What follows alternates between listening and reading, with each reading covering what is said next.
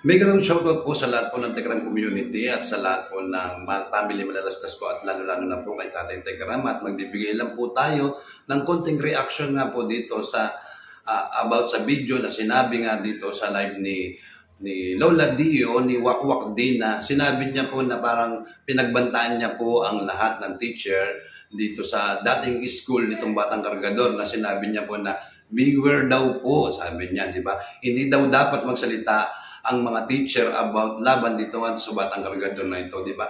Kung tutusin po, wala naman pong sinabi ang mga teacher about sa kanya na paninira, di ba? Sana ikaw din, beware na rin din sa'yo na bago ka nagbuka ng iyong bibig at ilabas mo yung salita na pagbabanta dito sa mga teacher, ay sana inisip mo muna ng 10 beses, di ba? Na sinabi mo na baka dahil sa inyo ay baka kung saan tayo magkita, di ba?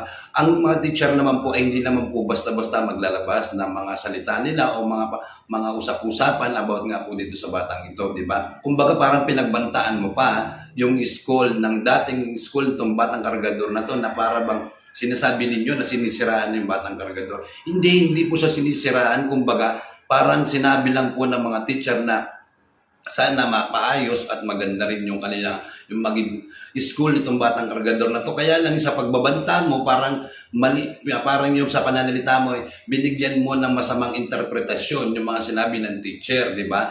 Tapos ikaw, agad-agad nagbanta ka. Kung tutusin, pwede kang kasuhan ng mga teacher na pinagbabantaan mo yung mga teacher, di ba? Na sa dating teacher nitong Batang Kargador na to, wala ka rin karapatan magsalita about sa mga teacher ng pangit o ng hindi maganda. Kasi wala naman sinabi yung mga teacher, kumbaga, nagbase ka lang dito sa mga comment ng live mo, di ba? Kung tutusin talagang kahit ulitin mo uli yung mga binasa mo na wala naman masamang sinabi yung mga teacher dito about dito sa Batang Kargador na to, di ba? Tapos, ang galing-galing mong magsalita, magbanta-banta. So ano, ikaw na lang ba yung marunong magsalita? Wala din bang karapatan yung mga teacher na magsalita about dito sa batang ito? Di ba? Kung tutusin, sila naman sinasabi naman nila lahat ng maayos na pananalita sa pagbabanta mo, pwede ka talagang kasuhan itong mga teacher na ito. Tapos dito pa parang, tapos meron pang lumalabas na issue ngayon na itong ang si Nanay Apple ay para bang lumalabas na talagang siya'y nambubudol dahil lahat ay gusto niya na kumbaga parang binubudol niya po lahat ng sponsor para mapunta sa kanya lahat ng sponsor, di ba? At sa mga ginagawa ni Nanay Apple na pinapakita niya talaga na kung gaano siya kasamang ina, kung gaano siya pabayang ina, di ba? Na walang inisip kung hindi yung pangsarili lang niya, no? Hindi niya na rin inisip itong kanyang Batang Kargador na anak na pinabayaan niya ng ilang taon o buwan, di ba? Na talagang hindi siya naging nanay para dito sa batang ito. Kumbaga, naging nanay na lang siya dahil kay Tatay Tekram, dahil inanap siya ni Tatay Tekram, di ba? Kung makikita natin dito, talagang niloloko lang niya yung mga wakwak na sa bagay kamukha niyang manluloko, mga wakwak, di ba? Sabi nga, kung walang magpapaloko, walang manluloko, di ba? Kaya nga yan yun na nga yung sinasabi dito na talagang si Nanay Apple po ay talagang likas sa kanya, pagiging pabayang magulang, manluloko, budol, gusto niya makuha niya lahat lahat ng sponsor na nagmamahal sa kanyang anak para pagkakakitaan niya para sa kanyang sariling interes, sa bisyon niya, di ba? Titignan natin dito talagang lahat po ng bawat lumalabas na issue talagang sangkot lagi itong dalawang magnanay na to. Sangkot lalo-lalo na itong si Nanay Apple talagang sangkot sa lahat ng issue na lumalabas na mambubudol, na adik, di ba? Na manggagamit, di ba? Na walang utang na loob. Di ba? Kung tutuusin talagang lahat naman po ay nagsimula po lahat dito kay Nanay Apple yung kaguluhan na ito. Talagang makikita at maririnig po natin sa lahat po ng mga issue na lumalabas nagmumula lahat kay Nanay Apple at dito sa Batang Kargador na to, di ba? At itong si Wakwak ay talagang wala na talaga itong kumbaga wala na lang siyang masabi para pagbantaan na lang itong mga teacher ng dating teacher nitong Batang Kargador na to at yung school na Montessori. Hindi lang niya minention kung ano yung school ng Batang Kargador na to, pero alam naman natin kung saan yung school na yan sa Montessori po, di ba?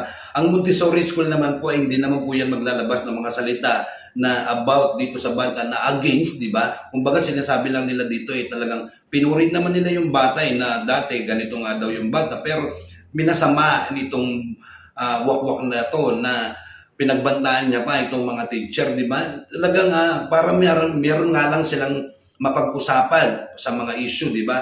Kagaya nitong Ninong S, patuloy pa rin siya na nagpo-post na talagang hindi talaga siya tumitigil, di ba? Kumbaga siyang kung sino pa talaga yung fake Ninong, siya pa talaga yung agresibo na gumawa lahat ng kaguluhan na ito na patuloy pa rin siya nagpo-post, di ba? Laban dito sa family malalastas, di ba? Tapos ang lahat na lang ng ginagawa niya talagang makikita at kung gaano siya kabiter, di ba? At ito nga po, mabalik pa po tayo dito kay Ninong S, Ninong S na parang itong ay para siyang parang kamembro o kasamahan ng mga KOJC na sa pamumuno nga nitong si Kibuloy, kasi andyan siya, nakapost, talagang nag-rally pa, talagang may hawak pa talaga siyang banner, di ba? Talagang hindi mo maintindihan kung anong meron din sa utak nitong Ninong S na to, talagang nandun talaga yung pagiging niya, di ba? Hindi mo, para siyang may dalawang pagkatao niya, para siyang bipolar na hindi mo maintindihan, di ba? Yan, at dito nga kay Nanay Apple, talagang wala na akong masabi sa'yo na sa lahat ng ginagawa mo, sa pangbubudol, sa panggagawa-gawa lahat ng mga issue na ito, sa mga ginagawa mo, sana mag-benefits ka nga, di ba? Mag-benefits ka nga sa lahat ng ginagawa mo na nakita naman namin na hindi ka talaga nararapat bilang isang ina, kasi kung nararapat ka bilang isang ina, hindi yan mangyayari sa batang kargador na to na hindi mapapawalay sa iyo itong bata na to, di ba? Tapos pinabayaan mo nga siya, di ba? Hinayaan mo siyang mawala sa piling mo, di ba? Sa paggabay mo sa kanya, ano natukukuha niyang paggabay sa iyo? Wala naman siya nakukuha sa iyo kung hindi yung baga parang konsentidor ka pa sa lahat ng kagustuhan nitong bata na to na talagang likas na wala kang itinuro o wala kang binigay sa bata na to kung hindi talagang basta pansarili mo lang na interest. Nanay ka ba talaga? Di ba? Parang nakikita ko dito, hindi ka nanay Kumbaga parang pinagkakakitaan mo yung anak mo, di ba? Na pinagkakakitaan mo siya sa lahat, di ba? Pinagkakitaan mo siya kala Tatay Tekran at sa family Malalastas. So ngayon, patuloy ka pa rin kumikita dito sa mga wakwak na ito na talagang lahat naman ng kagustuhan ninyo, lahat ng sasabihin ninyo, sinusunod naman nila at sinusunod mo rin naman yung mga kagustuhan nila. So, yung masasabi ko lang sa'yo talagang sana matauhan ka, magising kayo sa katotohanan, na lumagay kayo sa katotohanan o sa maayos na pamararaan, at sana sa gusto nyong kumita at magkamal ng pera, gamitin nyo sana yung mga isip ninyo na sa maayos na gawain, hindi sa masamang gawain. At sana yung mga bisyo mo na yan patuloy ka pa rin na gumagamit. Alam naman namin yan, hindi mo man sinasabi, di ba? Ikaw nang bahala. Sa bagay, sa mga gumagamit ng ganyan, nasisira ang ulo o utak, di ba? Kaya lang ikaw, wala na talagang magagawa sa'yo. Kumbaga, yan ka na Yan na yung pagkatao mo. Isa kang mambubudol, manggagamit, walang utang na loob, di ba?